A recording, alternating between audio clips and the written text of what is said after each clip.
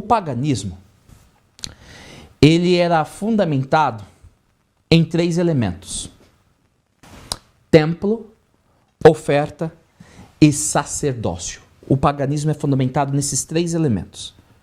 O que significa esses 3 elementos? Na cultura pagã, de qualquer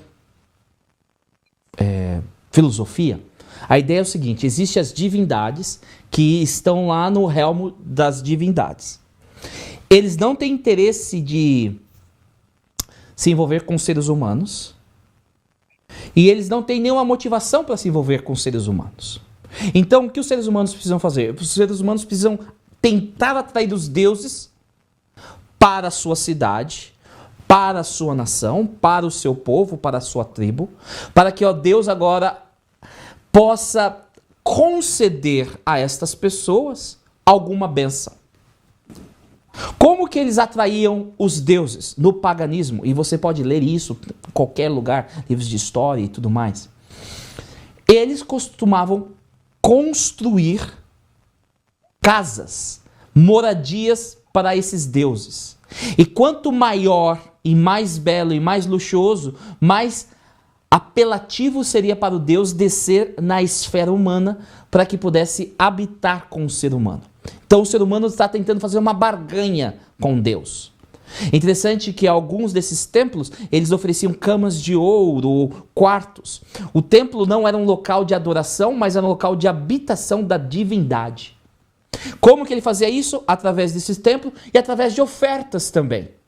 Trazia sacrifícios para que Deus pudesse se contentar dele. E se por alguma razão Deus ficava chateado com eles, aí eles não iam ter chuva, eles não iam suceder na guerra, e aí eles tinham que ir lá barganhar com Deus, para que Deus, a divindade dele, Deus na letra minúscula, pudesse abençoar o povo.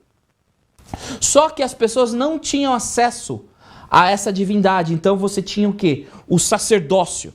Pessoas que faziam esse trabalho de intermediador entre o ser humano e a divindade.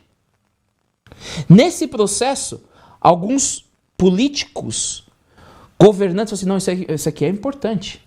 E muitos se uniram os dois aspectos, do governante com o intermediador entre Deus, os faraós. A ideia dos faraós. Pô, vou ter mais poder sobre o povo se eu for essa pessoa, isso daí. Paganismo, 3 coisas.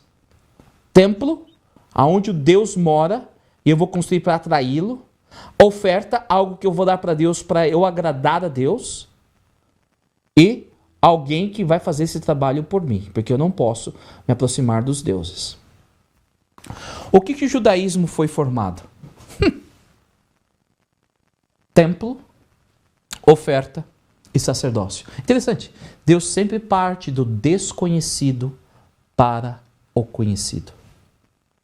É interessante que lá em Êxodo capítulo 25, Deus fala, né? Eu acredito que foi Jesus, e me farão um santuário para que eu possa habitar no meio de vocês.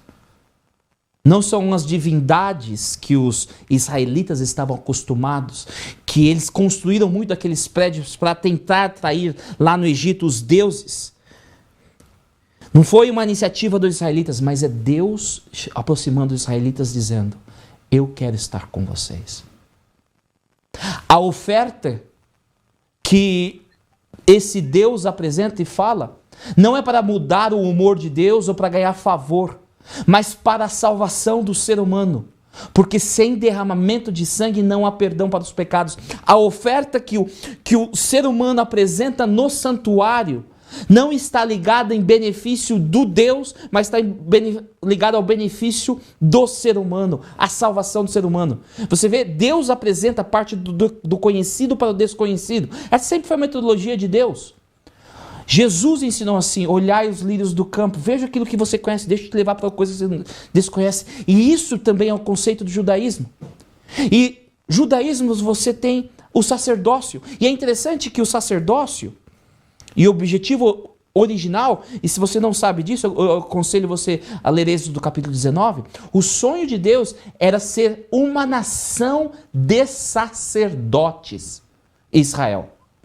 Que todo primogênito de toda família seria o sacerdote, pertenceria ao Senhor, seria uma nação de sacerdotes. Mas infelizmente, quando Moisés sobe até o monte e o povo ali fica 40 dias, né? Moisés e Josué sobem ao monte, o povo começa a adorar o bezerro de ouro. Só teve uma família de Levi, né? Os levitas, que não se envolveram e se muda o plano. Não, agora vai ser uma família, porque as outras se corromperam e essa família não vai ter herança e tudo mais. Mas o plano original de povo de Deus é que seria uma nação de sacerdotes, não um grupo específico, mas uma nação.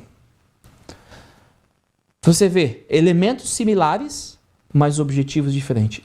A grande questão é o seguinte, é que esses três elementos, eles não tinham o fim em si mesmo. Eles apontavam para algo maior. Quem? Cristo Jesus. Eu vou chamar aqui o caminho, porque é assim que o livro de Atos chama o movimento cristão, o caminho.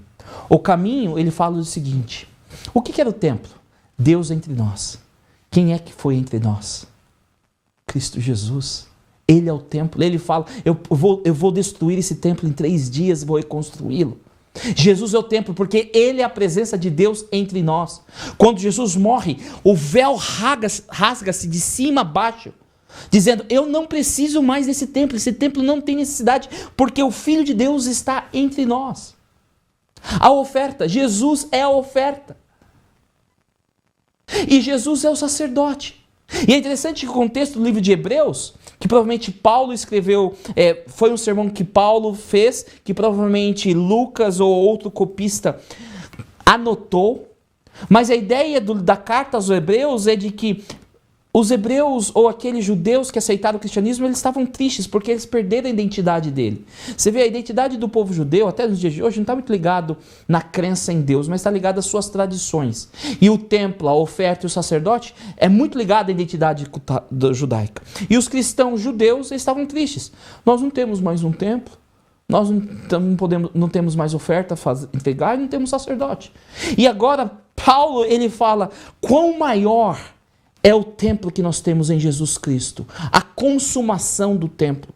Quão maior é a oferta que Cristo é, uma oferta que uma vez por todas foi maior que todas.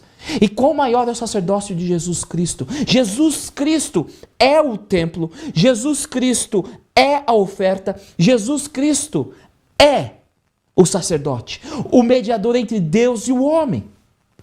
E agora o que Deus faz nesse projeto do O Caminho? Já que vocês estão me seguindo, disse Jesus, vocês serão templo, e não sabeis vós que vocês são templo do Espírito Santo? Aonde estiverem 2 ou 3 reunidos no meu nome, ali eu estarei. Você não precisa de um prédio, porque você é a igreja. Olha que ponto importante, o cristão é chamado para ser uma oferta, Romanos 12. Oferecei-vos como sacrifício vivo. Olha que linguagem linda e profunda. O doutor George Knight, ele comentando no seu comentário sobre o livro de Romanos, ele diz o seguinte, entenda esse conceito do sacrifício vivo. O que um sacrifício fazia? Ele morria. Mas a ideia de ter um sacrifício vivo quer dizer, eu vou morrer e ressuscitar, vou morrer e vou ressuscitar. A minha vida vai ser de morte e vida para Cristo Jesus. Eu vou morrer para mim mesmo. Eu vou morrer para minha ganância. Eu vou morrer para minha dureza do coração e de não perdoar. E vou viver para Jesus Cristo. Apresentar um sacrifício vivo. Você se torna o próprio sacrifício. E agora Deus nos chama para ser uma nação santa. Uma nação de sacerdócio. 1 Pedro 2, verso 9. Nação eleita, sacerdócio de Deus. Não existe mais um prédio, não existe mais uma oferta, não existe mais um sacerdócio. Tudo isso se cumpre em Jesus e agora a sua representação de Cristo aqui nessa terra vive isso. Mas o que Constantino faz? Constantino implementa 3 coisas no cristianismo. É interessante que o cristianismo até o ano 327 não tinha nenhum edifício, nenhum prédio que chamava-se de igreja. Constantino, ele pega as igrejas pagãs, os templos pagãos e chama agora de templos cristãos. Os deuses que eram estátuas oferecidas a Júpiter, Júpiter, por exemplo, se torna Pedro, o apóstolo Pedro. Ah, não, a gente não vai chamar mais isso aqui de Júpiter, vai chamar de Pedro agora. Constantino muda, ele volta com a igreja, ele volta com as ofertas, sacrifícios e tantas outras coisas que eu não quero delongar ao abrir essa porta, mas ele volta com o quê? Com o sacerdócio.